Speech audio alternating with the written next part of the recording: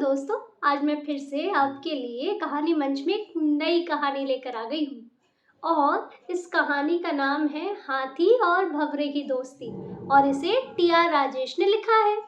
और ये कहानी मैं कुछ अलग अंदाज में सुनाने वाली हूँ। मुझे पूरा यकीन है कि आपको ये कहानी खूब पसंद आएगी और अगर आपको कहानी पसंद आएगी तो आप जानते हैं आपको क्या करना है। कहानी के ऊपर कमेंट, उसे लाइक करना और दूसरों के साथ उसे शेयर करना बिल्कुल भी ना भूलें। तो चलिए कहानी शुरू करते हैं। हेलो, आज जो हमारी कहानी है वो है एक तालाब के बारे में। और तालाब में खिलते थे कई सारे कमल के फूल, जैसे कि यहाँ पर एक बड़ा सा फूल खिला हुआ है और आप देख सकते हैं कि बाकी जगह भी कमल के फूल खिले हैं। इन कमल के फूलों के पास आते थे कुछ भंवरे और उन भंवरों में से बहुत खास एक भंवरा था मीठू। मीठू को फूलों का रस पीना खूब भाता था। वो कभी इस फूल पे, कभी इस फूल पे और कभी इस फूल पे बैठता। एक दिन मीठू ने सोचा कि वो ये बड़े वाले फूल में से रस पिएगा और वो जाकर फूल के एकदम बीचों बीच बैठ गया। मीठू बीचों बीच बैठकर खूब सारा फूल का रस पीने लगा। कितना स्वाद है ये फूलों का रस, हा, बड़ा ही मजा आ रहा है। मीठू खूब सारा रस पीता रहा और मीठू का पेट इतना भर गया कि वो फूल के एकदम बीचों बीच ही सो गया।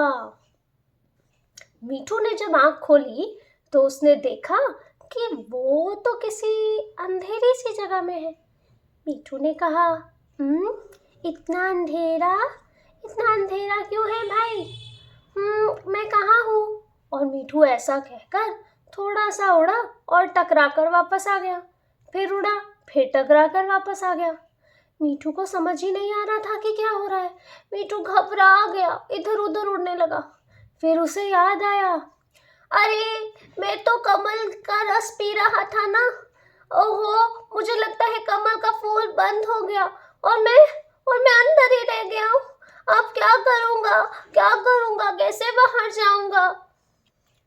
तालाब किनारे मीठू के साथ साथ कुछ हाथी भी आते थे और हाथी तालाब के पास आकर खूब सारा नहाते। देखो तो जरा, ये नन्हा हाथी कितने मजे से पानी में नहा रहा है। नन्हा हाथी नहा ही रहा था कि तभी किसी बड़े हाथी ने फूल में जिसमें मीठू बंद था उसको तोड़कर बाहर फेंक दिया। मीठू जो फूल के अंदर बंद था वो धड़ाम करके नीचे गिरा और उसे समझ में आया कि क्या हुआ। ओहो, मुझे लगता है कि किसी ने फूल भी तोड़ दिया है। अब तो ये कमल का फूल दोबारा खिलेगा भी नहीं। तो इसका मतलब ये है कि मैं अंदर ही बंद रह जाऊंगा। मैं अंदर बंद नहीं रहना चाहता। मैं क्या करूं? तभी वहां से एक नन्हा हाथी जा रहा था। नन्हे हाथी ने किसी के रोने की आवाज सुनी। नन्हे हाथी ने इधर देखा, फिर उधर देखा, उसे कहीं पर भी कोई भी नजर नहीं आया। फिर नन्हे हाथी ने अपने बड़े बड़े कान से ध्यान से सुना और उसे समझ में आया कि आवाज तो इस बंद फूल में से आ रही थी। नन्हा हाथी उस फूल के पास गया, उसने फूल को ध्यान से देखा और कहा, अरे इसमें से कैसी आवाज आ रही है? और उसने अपनी सूंड से फूल की पंखुड़ियां खोल दी। जैसे ही पंखुड़ी खुली, मीठू तो झट से बाहर आ गया।